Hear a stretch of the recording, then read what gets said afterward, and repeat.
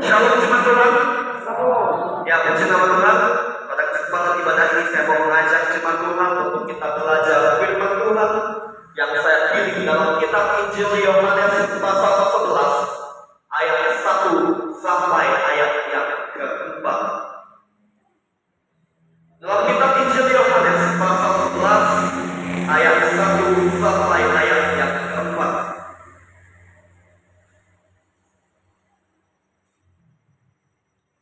Jikalau jemaat Tuhan sudah temukan firman Tuhan ini, saya ajak jemaat Tuhan kita membacakan firman Tuhan ini secara responsorial.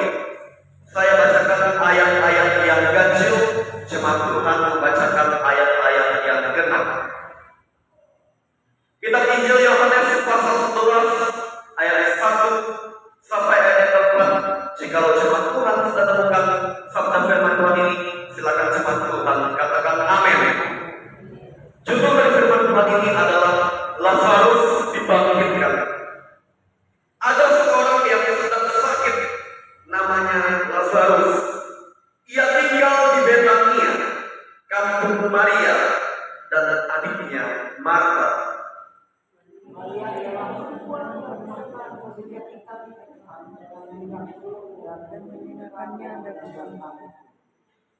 Dan Lazarus yang sakit itu adalah saudaranya. Kedua perempuan itu mengirim kabar kepada Yesus, Tuhan, dia yang engkau kasihi sakit. Ia berkata, penyakit itu tidak akan membawa kematian, tetapi akan menyatakan kemuliaan Allah, sebab oleh penyakit itu anak Allah akan dimuliakan. Amin. Sabda firman Tuhan dikatakan berbahagia oleh firman Tuhan, yaitu setiap kita yang mau mendengar firman Tuhan itu dan mau melakukannya dalam kehidupan hari-hari. Ya, dari firman Tuhan ini saya bertema kita renungkan bersama-sama, yaitu belajar untuk percaya sepenuhnya kepada Tuhan Yesus. Ya Bapak Ibu Saudara yang dikasihi oleh Tuhan Yesus, firman Tuhan yang kita sama-sama pelajari ini adalah firman Tuhan yang memberitahukan kepada kita tentang peristiwa di mana seorang Lazarus mengalami sakit yang sangat parah pada waktu itu. Dan Lazarus ini dia tinggal di Betania, kampung Maria dan adiknya Marta. Bapak Ibu Saudara, jadi Maria, Marta dan Lazarus ini adalah saudara kandung, 3 bersaudara. Mereka sangat mengasihi Tuhan Yesus. Mereka sangat menghargai Tuhan Yesus. Dan sebelum Lazarus mengalami kematian karena sakit yang parah yang dialaminya, diberitakan kabar kepada Tuhan Yesus, yaitu Lazarus sedang sakit, dan mereka mengharapkan pertolongan dari Tuhan Yesus, karena mereka tahu bahwa Tuhan Yesus adalah pribadi yang sanggup melakukan mujizat kesembuhan ilahi. Ketika Tuhan Yesus mendengar kabar itu, Tuhan Yesus berkata bahwa penyakit itu tidak akan membawa kematian, tetapi akan menyatakan kemuliaan Allah, sebab oleh penyakit itu anak Allah akan dimuliakan. Ya Bapak Ibu Saudara, Tuhan Yesus pada waktu itu tidak langsung datang menuju ke Betania untuk menyembuhkan Lazarus. Diberitahukan dalam ayat yang ke-6 bahwa Tuhan Yesus sengaja tinggal 2 hari lagi di tempat di mana ia berada. Dia tidak langsung pergi ke Betania ketika dia sudah menerima kabar itu. Apa yang terjadi Bapak Ibu ketika Tuhan Yesus biarkan 2 hari untuk tidak pergi ke Betania? Bapak Ibu Saudara, firman Tuhan mengatakan bahwa Lazarus ketika dibiarkan pada waktu itu tidak langsung diobati. Lazarus meninggal dunia atau mati. Bapak Ibu saudara. Lewat persoalan, lewat peristiwa yang terjadi menimpa Lazarus yang meninggal dunia itu, apakah Tuhan Yesus tidak peduli? Apakah Tuhan Yesus tidak sayang pada Lazarus? Padahal Lazarus adalah orang yang sangat mengasihi Tuhan Yesus. Bapak Ibu Saudara, ketika Tuhan izinkan masalah terjadi dalam kehidupan kita juga, Dia tidak langsung menjawab doa kita ketika kita berseru minta tolong kepadanya. Apakah ketika hal itu terjadi pada diri kita menganggap bahwa Tuhan tidak peduli? Apakah kita menganggap bahwa Tuhan tidak sayang? Apakah kita menganggap bahwa Tuhan membiarkan kita? Sebenarnya Bapak Ibu Saudara, peristiwa yang dialami oleh Lazarus ketika Lazarus sakit sampai mati, Tuhan Yesus sedang melakukan sebuah pekerjaan yang besar, pekerjaan yang sangat melampaui logika manusia, di luar logika manusia. Tuhan izinkan itu sengaja terjadi supaya Tuhan menyatakan kuasanya yang melampaui logika manusia, yang di luar logika manusia, yaitu membangkitkan orang mati lewat peristiwa yang dialami oleh Lazarus. Bapak Ibu Saudara, Lazarus ini ketika dia mati, dia sempat juga untuk dikuburkan. Lazarus sudah sempat 4 hari berbaring di dalam kubur. Kalau jenazah sudah 4 hari dalam kubur, pasti jemaat itu tidak menurunkan Bapak Ibu. Karena firman Allah berkata ketika manusia meninggal dunia, manusia kembali menjadi debu tanah. Karena dari debu tanahlah Tuhan menciptakan manusia. Ya, Bapak Ibu Saudara, Tuhan izinkan itu terjadi karena Tuhan mau tunjukkan Dia Allah yang Maha Kuasa, yang sanggup melakukan pekerjaan yang di luar logika manusia, yang tidak bisa dilakukan oleh manusia, yaitu membangkitkan orang mati. Dan itulah yang Tuhan lakukan kepada Lazarus pada waktu itu. Bapak Ibu Saudara, lewat peristiwa itu mengajarkan kepada kita bahwa sekalipun kalau kita sudah beritahu Tuhan lewat doa pribadi, Tuhan saya sedang sakit parah, Tuhan saya sedang mengalami masalah ekonomi keuangan, Tuhan saya sedang mengalami masalah dalam keluarga, Tuhan saya sedang mengalami masalah dalam rumah tangga, tetapi Tuhan belum menjawab doa Bapak Ibu Saudara.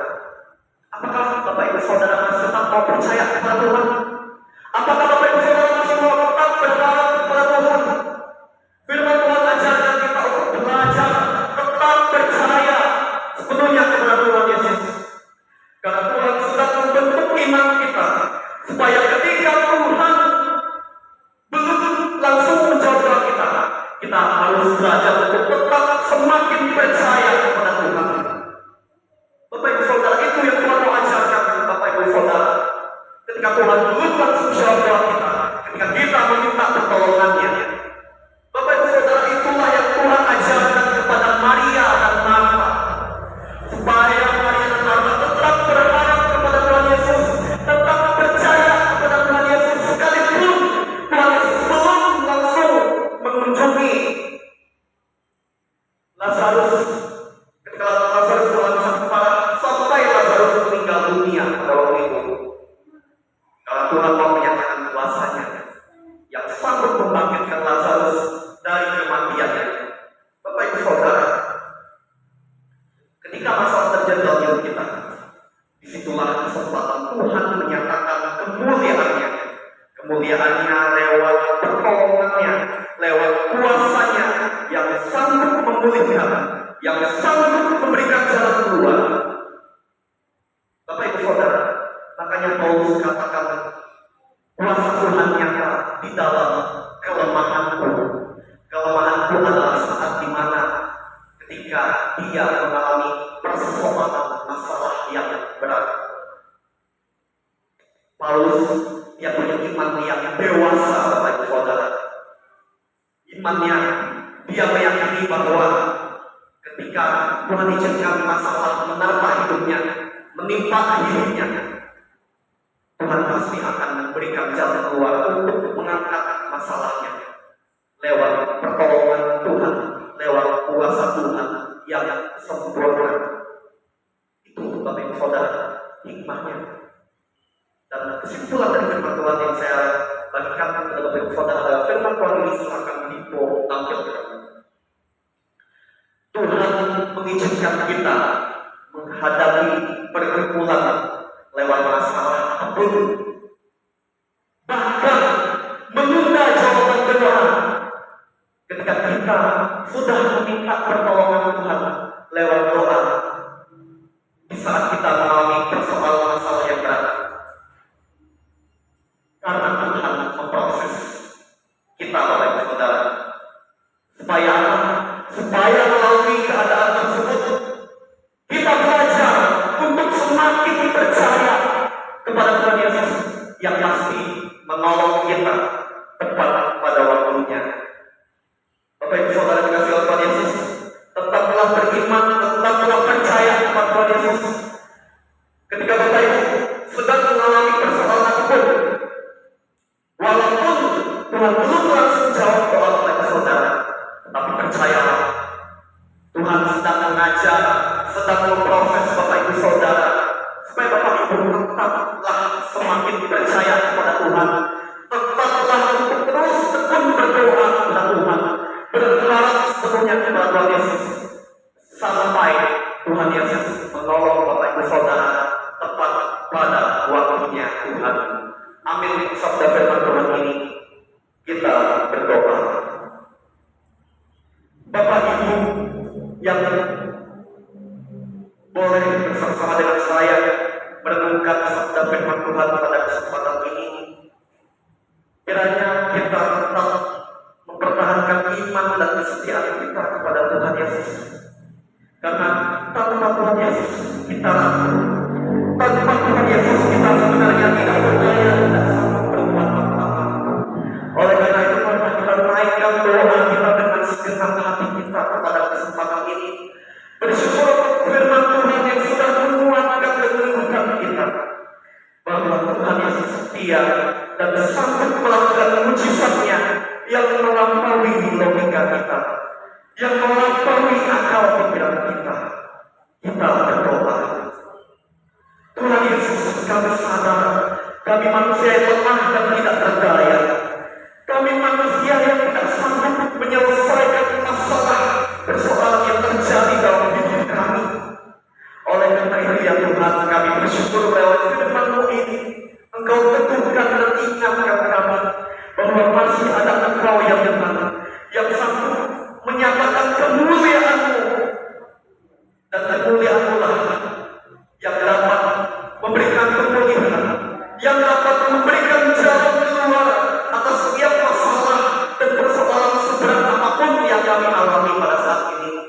Oleh karena itu ya Tuhan, kendati-pun ketika kami sudah berdoa meminta pertolongan kepada-Mu ya Tuhan, ketika kami mengalami masalah hidup yang berat yang kami alami, ajarkan kami ya Tuhan, kami tetap percaya kepada-Mu, sekalipun Tuhan belum langsung menjawab doa kami itu.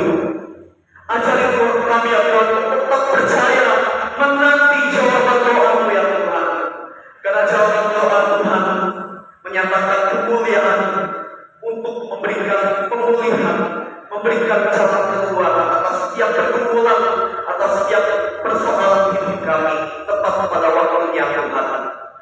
Terima kasih ya Tuhan Yesus untuk firman-Mu yang sudah meneguhkan kami pada saat ini, agar kami tetap terus percaya kepada-Mu ketika kami mengalami masalah hidup yang berat yang kami sedang alami pada saat ini. Inilah doa kami dalam nama Tuhan Yesus. Kami berdoa dan mengucap syukur untuk sabda firman-Mu. Haleluya. Amin. Saya mengajak Bapak Ibu Saudara untuk berdiri. Mari kita bersama-sama mengucapkan pengakuan dan merestui sebagai umat yang percaya kepada Tuhan Yesus.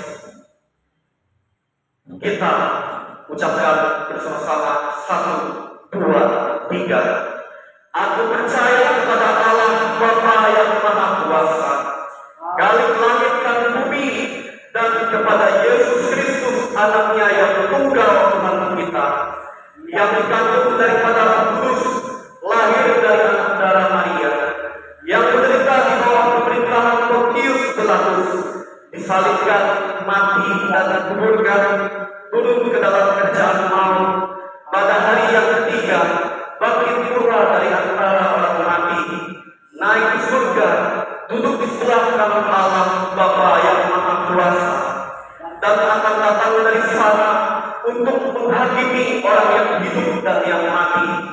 Aku percaya kepada Roh Kudus, gereja yang kudus dan am, persekutuan orang kudus, pengampunan dosa, kebangkitan daging, dan hidup yang kekal. Jemaat silakan kembali